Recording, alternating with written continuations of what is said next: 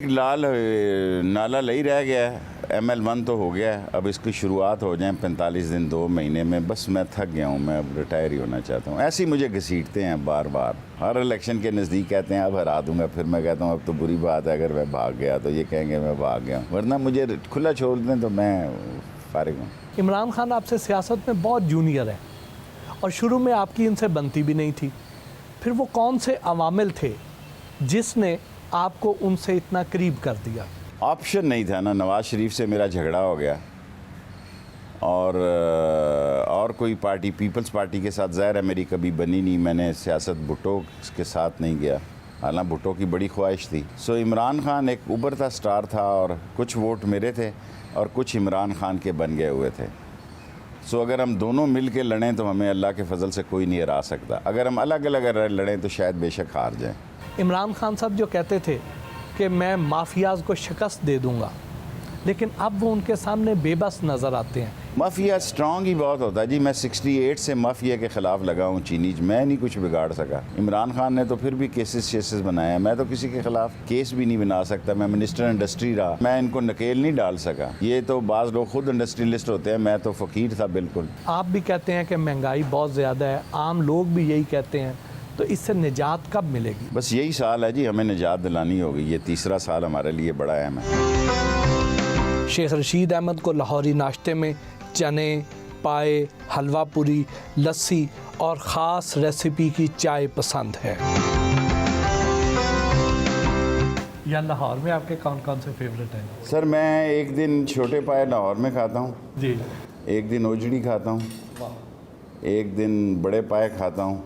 कराची में एक दिन, यार 2 दिन मैं लाहौर रहता हूँ, एक दिन कराची रहता हूँ, 5 दिन मैं पिंडी रहता हूँ। पिंडी में ओजड़ी खाता हूँ और चने खाता हूँ, छोटे पाए लाहौर खाता हूँ। लाहौर में किसके पाए पसंद है? जिसके भी हैं, छोड़ो शोहरत हासिल कर जाएगा, क्या फ़ायदा, लोग ना ही खाएं तो अच्छा है। मेन्यू में कोई ख़ास चीज़ पसंद है? मैं बड़ा सिलेक्टिव हूँ खाने में, मैं बहुत सिलेक्टिव। देसी खाने खाता हूँ। हफ्ते में एक दिन गोश्ताबा खाता हूँ, फिर अल्लाह ताला आपको भला करे पालक गोश्त खाता हूँ, देसी मुर्गी खाता हूँ। दोपहर को मैं इतना नहीं खाता, सिर्फ सुबह जी भर के खाता हूँ और शाम को खाता हूँ।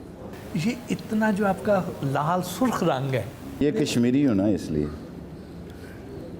इस पे तो अल्लाह के फजल से कोरोना ने भी असर नहीं डाला? नहीं जी, बहुत बुरा असर डाला है, कोरोना ने मार के रख दिया।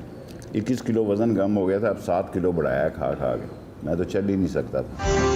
हम शेख रशीद के साथ घर से रेलवे हेडक्वार्टर्स लाहौर की जानिब रवाना हुए।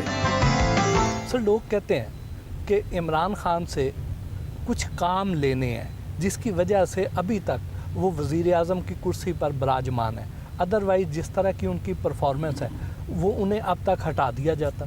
क्या ये बात दुरुस्त है? कोई ऑप्शन नहीं है इमरान खान के अलावा। देखो, अब नून को इस ज़ुबान के बाद, इस गुफ्तगू के बाद लाने का तो सवाल पैदा नहीं होता। पीपल्स पार्टी का पंजाब में कोई रोल ही नहीं है। सिंध में अगर वो फिर दोबारा ले लें, जिसके चांसेस, अगर PTI सही मेहनत करे तो सिंध में भी हुकूमत फॉर्म कर सकती है। वो कौन से काम हैं जो अभी तक उनसे लेने हैं जिसकी वजह उनसे से? क्या लेने हैं जी, वो प्राइम मिनिस्टर है, उसने काम करने हैं। सबसे बड़ा काम तो इस इकानमी को ठीक करना है। इकानमी ठीक होगी, दिफा मजबूत होगा, इकानमी ठीक होगी, फॉरेन पॉलिसी आज़ाद होगी, इंशाल्लाह बेहतरी की तरफ है।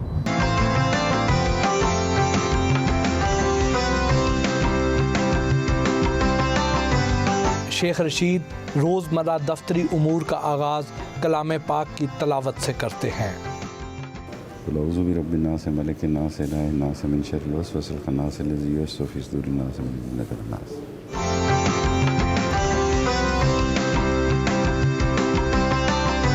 रेलवे हेडक्वार्टर के आला अफसरान के साथ हफ्तावार मीटिंग की।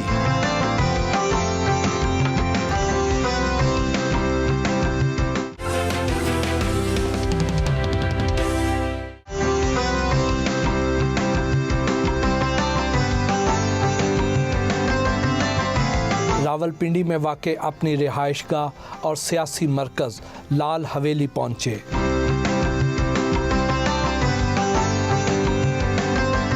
दूर दराज से आए साइलीन के मसाइल सुने और उनके हल के लिए मौका पर अहकामात जारी किए।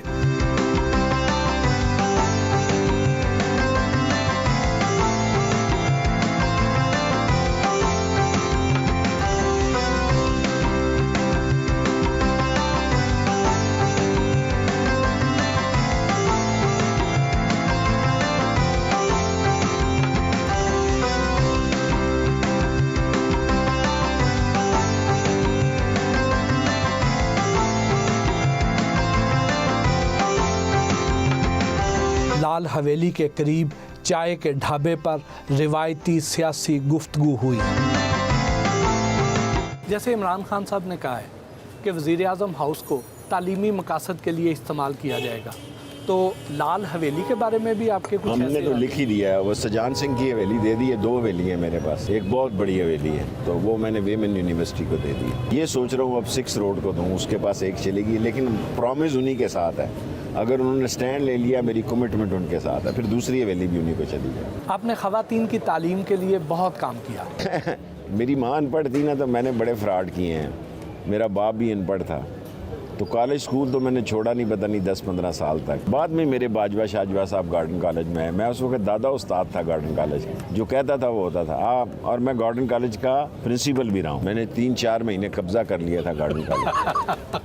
मेरा जवानी में गार्डन कॉलेज में अरूज था। अगर मैं ये कहता था कि शहर बंद है, तो लोगों को दूध भी नहीं मिलता था बच्चों को पीने। लड़कियां भी सारी मुझे वोट देती। कभी किसी खातून ने मुतासर नहीं किया? मैं लोगों को मुतासर हुआ, मैं किसी से इतना मुतासर नहीं हुआ कि नतीजा खेज हो। कभी सोचा नहीं घर बसाना? अब नहीं सोच सकता। वो कोरोना में ये एहसास हुआ, कोई वसीयत लिखने वाला तो होना चाहिए। जब आपको कोरोना हुआ तो आपके सबसे करीबी लोग कौन थे? एक्चुअली मजाक में ही हो गया मुझे। मेरे स्टाफ को हुआ तो मैंने कहा मेरा भी टेस्ट करो।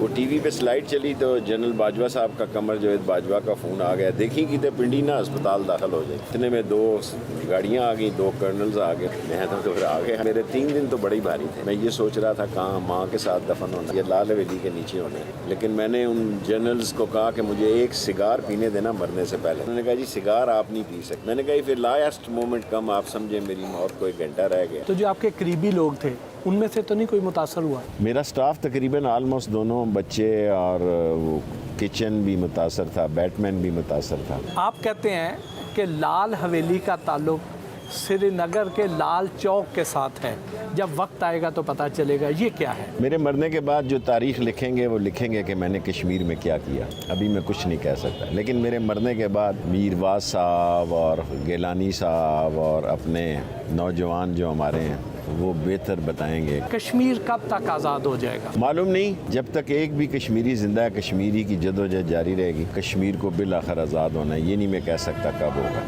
क्या मुस्तकबिल करीब में पाक भारत जंग का भी कोई अंदेशा है? मोदी के दौर में इसके बड़े ख़तरात हैं। मोदी जो है, क्योंकि उसने फर्स्ट टाइम ये पॉलिसी अपनाई है कि इंडिया जो नॉन अलाइंड था और गैर जानबदार मुल्कों का रुकन था, अब अमेरिका के जेब की घड़ी और हाथ की छड़ी बन गया है।